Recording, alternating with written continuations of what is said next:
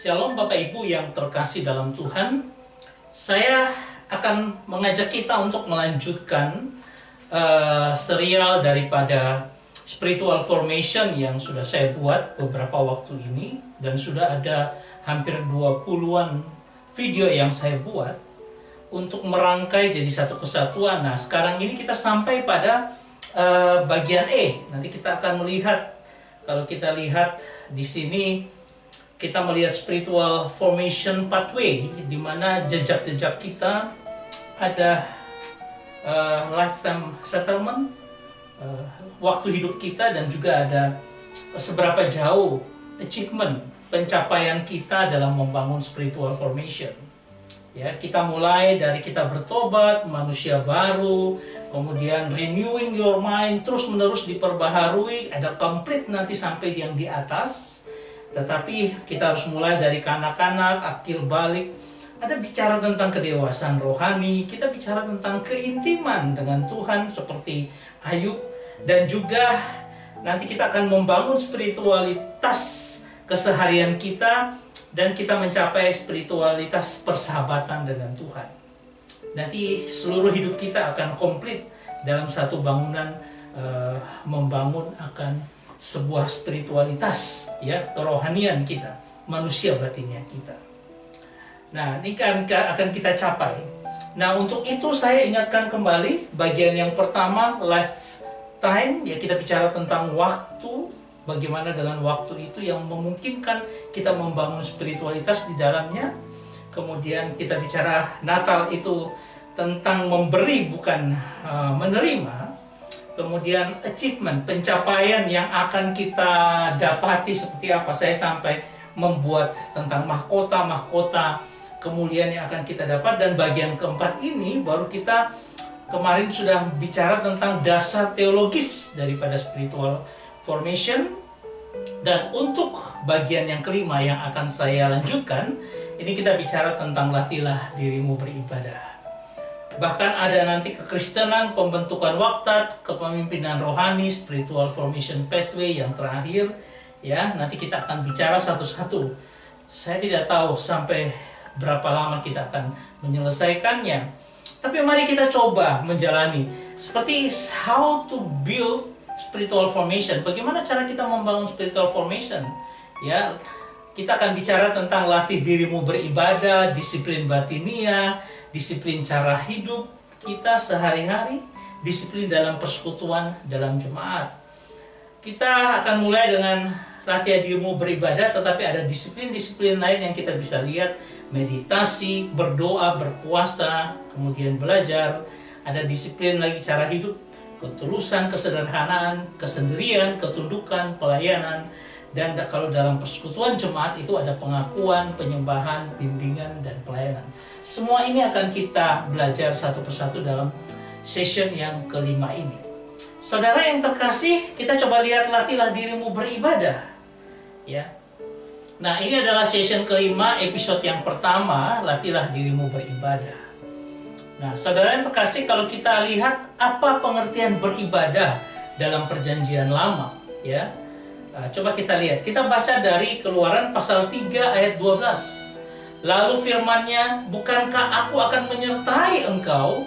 Inilah tandanya bagimu bahwa aku yang mengutus engkau apabila engkau telah membawa bangsa itu keluar dari Mesir. Ini firman Tuhan kepada Musa. Maka kamu akan beribadah kepada Allah di gunung ini. Yaitu apa? Ya, di Gunung Sinai. Ya. Nah, coba kita lihat apa arti kata ibadah. Dari kata abad, ya, atau disebut ini dengan abodah. To serve, ya, to service, melayani. Melayani yang seperti apa? Ya, kalau dari katanya sendiri itu bicara tentang to work, pekerja. Berarti memang ada pekerjaan yang dilakukan. Ya. Dan yang kedua adalah bicara by implication. Apa dampaknya, yaitu apa? To serve, yaitu melayani. Melayani dan mengelola. Ada sesuatu yang harus kita layani. Nah, inilah yang kita sebut dengan ibadah ritual. Di situ kita bekerja, di situ kita melayani, dan kita mengelola apa yang Tuhan percayakan. Ibadah ritual itu biasa terjadi di gereja-gereja yang ada sekarang. Ya, bagian yang ketiga adalah bicara tentang causatively. Artinya apa? Dan akibatnya apa? Ya, sebab akibat melayani yaitu apa? Kita mempersembahkan diri, kita melayani seperti budak. Jadi kalau kita datang kepada Tuhan dan kita mau melayani itu seperti tuannya, kita melayani Tuhan. Sehingga itu bicara tentang pelayanan yang kita lakukan seperti kita ini budak dari Tuhan, kita mempersembahkan hidup kita kepadanya. Saudara, kalau ini kita bisa lihat ya, penyembahan sudah mulai ada di dalam hal ini. Jadi orang Israel datang ke Gunung Sinai, mereka ingin menyembah Tuhan di sana, ya. Nah, tatanan servis pengorbanan untuk memuliakan dan menyembah Tuhan. Ingat bahwa ada tatanan-tatanan yang Tuhan berikan bagi mereka untuk bagaimana cara menyembahnya. Ya, ini baru permulaan kita bicara tentang ibadah di dalam Perjanjian Lama. Ya, jadi kita datang untuk melayani, kita bekerja untuk melayani Tuhan sebagai budaknya, kita mempersembahkan diri kita untuk Tuhan, menyembah Dia. Pengertian yang kedua adalah di PB, kita coba lihat dari Perjanjian Baru, Roma 12 ayat 1. Karena itu saudara-saudara, demi kemurahan Allah, aku menasihatkan kamu, supaya kamu mempersembahkan tubuhmu sebagai persembahan yang hidup, yang kudus dan yang berkenan kepada Allah. Itulah ibadahmu yang sejati. Kalau persembahan yang dimaksudkan di dalam Perjanjian Lama tadi adalah bagian dari tatanan peribadatan Lewi atau persembahan domba, disembelih, kemudian domba itu dijadikan persembahan untuk Tuhan. Tetapi di dalam Perjanjian Baru berbeda, yaitu apa? Persembahan hidup yang kudus, yang berkenan kepada Allah, itu adalah ibadahmu yang sejati. Coba kita lihat pengertiannya. Nah, kata yang dipakai dari ibadahmu itu adalah laterian. Nah, laterian ini adalah pelayanan suci, teknis keimaman. Jadi itu adalah sebuah pelayanan persembahan yang sama seperti di Perjanjian Lama. Hanya bedanya yang dipersembahkan adalah hidup yang kudus dan yang berkenan kepada Tuhan. Ya, itu bedanya. Kalau dulu dituntut hanya memberikan persembahan akan domba dan sebagainya, ini sudah mulai mempersembahkan diri kita. Jadi ada sebuah yang berbeda. Nah, ini bicara tentang ministration of God, pelayanan tatanan Lewi. Kalau Tuhan sudah bikin suatu ministry, itu artinya apa? Ministry itu harus ada punya kerangka teknis yang harus diikuti. Dan itu sesuai dengan tatanan Lewi kalau di dalam Roma 12 ayat 1 ini. Yang kedua bicara tentang service, worship, penyembahan. Ya, jadi kita tidak hanya berdasarkan tatanan Lewi itu persembahan kita, tapi juga melakukan worship, penyembahan kepada Tuhan. Ya, ini yang disebut dengan ibadah ritual. Makanya ini dikatakan tatanan persembahan korban, yaitu apa? Kita bawa diri kita sebagai korban. Setiap hari Minggu sebenarnya kita berkorban. Kita bawa ke altar Tuhan hari Minggu untuk apa? Kita persembahan, kita mengaku dosa, kita mendengarkan firman. Ya, tetapi ada sesuatu lagi yang kita bisa lihat, yaitu bahwa tatanan teknis ini adalah merupakan tatanan teknis, servis, pengorbanan untuk melakukan menyembah Tuhan. Karena apa? Tuhan menginginkan diri kita untuk datang menyembah Dia. Tuhan menginginkan hati kita untuk datang menyembah Dia sebagai persembahan yang hidup, artinya hidup. Kemudian yang kudus, artinya yang terpisah daripada yang lain. Dan berkenan kepada Allah, yang Allah suka adalah sesuai dengan tatanan Lewi. Jadi setiap hari Minggu kita datang untuk apa? Untuk mempersembahkan diri kita kepada Tuhan. Nah, ada satu lagi bagian yang nanti akan kita lihat. Ini adalah ya keluarga datang ke gereja seperti biasa. Ya. Nah, coba kita lihat satu yang unik luar biasa dalam arti kata beribadah di PB, yaitu diambil dari 1 Timotius pasal 4 ayat 8.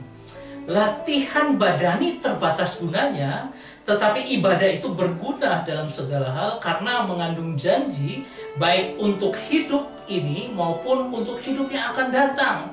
Ini mulai lagi, lebih luar biasa lagi ibadah ini. Artinya kata ibadah dari kata eusebia artinya bicara tentang kesalehan hidup atau godliness. Ya, kekudusan hidup itu yang harusnya kita juga bawa sebagai persembahan. Kan hidup yang kudus. Nah, ini lebih jelas lagi. Kalau tadi kita belum jelas, saya lebih jelas lagi dengan ayat ini. Karena apa? Karena bicara pertama adalah reference. Artinya apa? Penghormatan yang mendalam melalui respon batin yang benar pada Allah. Jadi saya sudah punya pengetahuan, pengenalan akan Tuhan, bagaimana maunya Tuhan, bagaimana tata cara yang Tuhan inginkan dalam hal apa? Penghormatan kepada Dia. Dia punya penghormatan yang mendalam melalui pencurahan isi hati kita, respon batin kita yang benar di hadapan Tuhan. Yang benar loh, yang sesuai dengan standarnya Tuhan, yang sesuai dengan keinginan Tuhan. Makanya dikatakan di dalam Roma tadi yang berkenan. Berarti apa? Sesuatu yang Tuhan suka, itu yang harus kita lakukan. Dan ini kita bicara tentang ibadah ritual. Kita datang ke gereja asal dengan motivasi yang benar, bukan hanya sekedar kewajiban kita, tetapi dalam penundukan yang benar kita sudah melakukan ibadah ritual, tetapi yang sesungguhnya. Bagian kedua bicara tentang penyembahan yang mendalam melalui sikap, perilaku, perbuatan dalam kesalehan dan kekudusan hidup seharian. Jadi orang Kristen harus memiliki hidup yang kudus, harus memiliki hidup yang saleh. Dalam apa? Yang ditunjukkan dalam hidup sehari-hari. Kalau orang masih melihat kita jadi pemabuk, kita menjadi sesuatu yang tidak berkenan, tidak baik bagi orang lain, tidak menjadi teladan bagi orang lain, rasanya kayaknya kita belum mempersembahkan hidup kita dengan sebenar-benarnya. Nah, bagian yang ketiga adalah especially gospel plan. Artinya apa? Melalui kesalehan hidup itu kita jadi saksi. Kita lagi menceritakan tentang gospel, kabar baik tentang Kristus yang hadir di dunia ini untuk menebus kita. Nah, dari sinilah kita mengenal ibadah aktual. Ibadah aktual bukan ada di dalam ruang gereja, tetapi ibadah aktual itu hadir di dalam keseharian kita. Bukan kita jadi seperti malaikat di ruang gereja yang luar biasa indahnya, luar biasa kudusnya, salehnya. Tetapi setelah itu 6 hari kita bersama dengan orang-orang di sekitar kita, kita menjadi orang yang bejat, orang yang tidak benar, orang yang jahat. Bukan seperti itu. Tetapi ibadah itu terwejantahkan dalam kehidupan kita, dalam sikap hidup, perilaku, ya, yang benar, yang saleh, yang bisa orang lihat. Nah, kalau kita melihat gambar di bawah ini saya berikan, itu adalah orang-orang yang dalam kegelapan. Tapi ketika hidup saleh kita yang terus-menerus menuju cahaya itu, di mana cahaya itu kita semakin serupa dengan Kristus, nah orang yang di belakang ini akan melihat kita. Itu masuk dalam apa? Especially gospel plan. Artinya apa? Itu menjadi berkat bagi orang lain. Kita tidak bisa menjadi berkat bagi orang lain ketika kita dalam gereja. Dalam gereja itu ada pagar yang luar biasa, yang mana orang duniawi tidak akan masuk ke situ. Tetapi ketika kita bicara tentang hidup kita yang berkenan, hidup kita yang nyata di dalam kehidupan sehari-hari, kita bicara ibadah aktual dalam kehidupan kita. Itu yang Tuhan inginkan. Dan di situ Tuhan selipkan gospel plan. Di situ Tuhan selipkan menjadi saksi, menjadi berkat bagi banyak orang. Saudara yang terkasih, kalau dua ini, ibadah ritual dan ibadah aktual ini harusnya nyata itu ketika kita apa? Ketika kita jadi terang bagi sesama adalah ini kemudian bertemu dan menghasilkan ini. Mempersembahkan hidup kita setiap hari. Setiap hari kita datang bawa hidup kita kepada Tuhan. Sebagai korban dengan membawa mezbah Tuhan untuk kedagingan kita, sebagai korban dengan membawa ke mezbah Tuhan untuk kedagingan kita, dibakar terus untuk apa? Kita menjadi semakin serupa. Jadi setiap hari kita berproses dalam ibadah luar biasa, bukan hanya sekedar ibadah ritual, tetapi ibadah aktual ada di situ.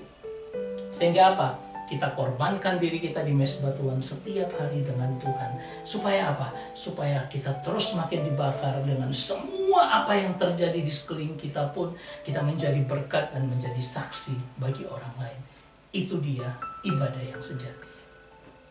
Ya, saya mau katakan seperti itu. Ya, jadi kalau kita sudah melihat semuanya ini, kita bisa melihat bagaimana luar biasanya God's plan, ya, perencanaan Tuhan dalam kehidupan kita. Orang-orang yang dulunya berdosa dan dipanggil dari gelap kepada terang yang ajaib, yang adalah Tuhan, yang memberikan kita kesempatan untuk ada dalam rencananya. Saudara yang terkasih, lalu kita bicara tentang apa itu latihan rohani, ya, karena latihlah dirimu beribadah, dikatakan begitu. Pertama Timotius 4 ayat 7. Tetapi jauhilah tahyul dan dongeng nenek-nenek tua, latihlah dirimu beribadah. Apa arti latihlah dirimu beribadah? Kata gimnastik itu artinya latihan, ya, exercise, training yang keras, daya tahan penuh dengan disiplin yang tinggi secara fisik. Ini secara fisik, ya. Tetapi hal yang sama yang adalah gimnastik itu dibawa dalam pengertian rohani, bahwa latihan yang teratur dengan ketahanan yang bertahan dalam unsur spiritual berada di gymnasium Tuhan. Terus menerus seperti kita melatih fisik kita secara fisik, tetapi Tuhan bawa itu pada latihan rohani kita, di mana apa? Ada sebuah keteraturan. Keteraturan itu yang nanti akan kita belajar ketika kita bicara tentang disiplin, ya, rohani yang harus kita kerjakan sebagaimana yang tadi saya sudah sebutkan di atas, ya. Nah, ini dia. Ada doa bersama, kelompok berdoa. Ada kelompok belajar Alkitab. Ini adalah kelompok Pronimus yang kita bangun beberapa waktu yang lalu, ya. Kemudian ini ada retreat, kita datang dan retreat bersama-sama. Itu sangat luar biasa. Ketika COVID pun kita masih tetap belajar dengan menggunakan Zoom dan sebagainya. Banyak hal. Ini adalah bagian dari kita melatih kerohanian kita untuk semakin kuat, semakin indah di hadapan Tuhan. Saudara yang terkasih, kita bicara kesalehan hidup lagi. Hidup kita yang kita latih untuk menumbuhkan perilaku, sikap, karakter hidup yang benar. Oleh karenanya Tuhan dipuja, ditinggikan. Itu adalah hidup, itulah yang memuliakan nama Tuhan. Ketika kita dibangun seperti itu, makanya harus perlu ada dorongan, perlu ada kerja keras untuk apa? Kita melatih akan diri kita, rohani kita. Bukan orang yang rajin ikut ibadah satu minggu, ya, bahkan 3 kali ibadah dia ikuti, misalnya pagi, siang, sore. Bukan itu. Bukan juga orang yang sering ke gereja lalu melakukan aktivitas pelayanan di gereja, sibuk sana sini. Yaitu mungkin kelompoknya Martha, ya, yang sibuk dengan segala macam dengan di pelayanannya. Bukan juga mereka yang pandai berkhotbah, bukan. Orang-orang yang harusnya hadir di tengah masyarakat. Bukan orang-orang yang hanya berkegiatan di gereja. Ini kan anak muda, mungkin mereka hanya pengen santai, cari teman di gereja dan sebagainya. Nah, itu melambangkan kita semua, gereja yang ada saat ini. Gereja yang hanya tampaknya saja, tetapi hidup dalam kehidupan ritual dan aktual yang harusnya nyata itu kurang. Karena apa? Mereka tidak membangun dengan exercise, dengan latihan yang kuat, dengan pendobrakan yang kuat, dengan membangun rohani yang kuat. Saya berharap kita semua bisa membangun rohani kita semakin hari semakin indah di hadapan Tuhan. Kita akan masuk ke dalam episode yang selanjutnya, episode session 5 pasal 2, tapi saya buat ada 4 part, ya, 4 bagian. Yaitu tentang disiplin batinia. Bagaimana kita bermeditasi, berdoa, ya, kemudian bagaimana kita harus melayani seperti apa. Nanti kita akan melihat dalam lanjutan video-video sebelumnya. Saya berharap ini memberkati kita sehingga apa? Semakin bahari kita dibangun untuk membuat sebuah spiritual formation, ya, formasi spiritual yang luar biasa masuk dalam kehidupan kita. Tuhan memberkati kita semua. Amin.